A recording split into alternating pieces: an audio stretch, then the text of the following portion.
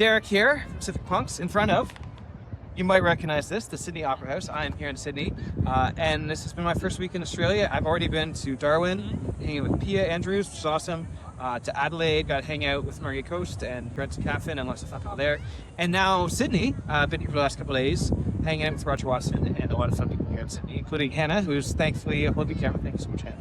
All right, so I want to talk about what are some of the three biggest things I'm thinking about coming out of Sydney, or out of Australia at this point.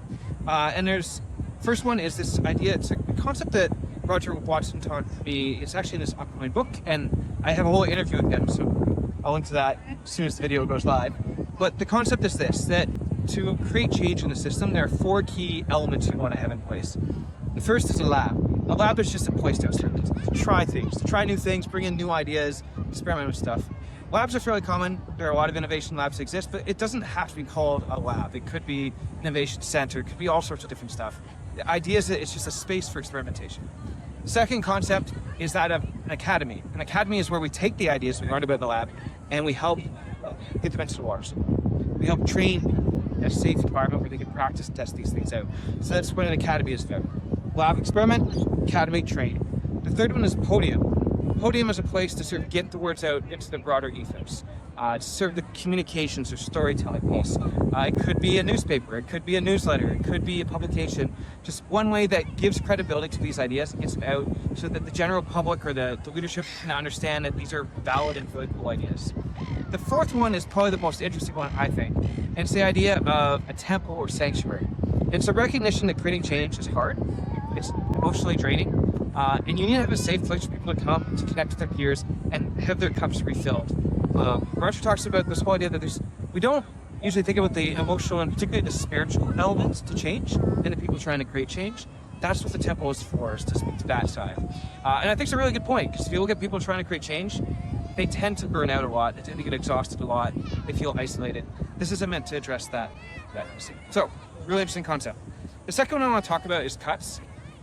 All right, we're going through a period of time of cuts right now in government. The general trend is that government expanded during the pandemic and now we're going through a contraction. But the question is, how do you make these cuts? What does austerity look like?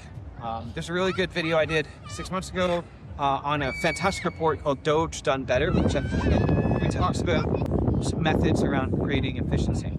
The reason it's coming to mind for me this week is that I've been doing some research on something called the Victoria Silver Review, which was a study done, independent review done on the post service in Victoria, about how to make themselves more efficient. And this is really driving the conversation that I'm going to be going into next week in Melbourne. But it's also this question of okay, so we need to make cuts. Do you just cut things? The tendency is usually these cuts are rushed and with huge amounts of pressure. And so governments usually do the easiest thing, which is to stop hiring, so hiring freeze, early retirements, and pushing out all the sort of the young people in the government is what ends up happening. The problem is this is not the most effective way to make cuts.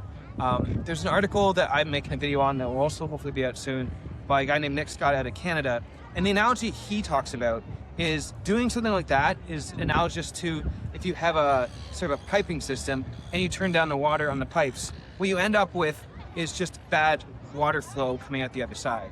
So yes, you have less resources going in, but you also have shittier outcomes, right? What you really need to do is you need to reorganize the pipes themselves. So this is the question I'm going to be really interested in thinking about more as I go into Victoria, and it's saying, like, as we do all these cuts, what is the best way to do these cuts? Because there's also an opportunity with cuts. Cuts allows us to disrupt the ways that we're used to doing things and bring in new ideas, new technologies, new approaches. AI can be really good for this if we use it properly. And so this is something I'm thinking about as well. The third idea I want to throw out there from this week is this idea that there's a guy I met with yesterday called Steve, who is a designer. And he really pushed me on this idea of how do we look, when we're looking at how the future of government, how can we draw from other areas? He's like, don't just talk to public servants. Go and talk to areas completely adjacent to it. Talk to farmers. What can farmers teach us about what government should look like? You know, planning, for example. What is good planning? As a farmer, you have to do lots of planning for your crops. How can government learn from that to be more effective at planning? Butchers, bakers, Uber drivers, like there's all these other fields that have so much to teach us I mean, one I've talked a lot about is sports. What can sports teach us about how to do government differently? Steve really pushed me about that on that in terms of who I'm talking to on this trip. And so hopefully moving forward, you'll see more diverse voices that I engage with to bring in these different perspectives. Anyways, those are 3 ideas taken away from me from Australia.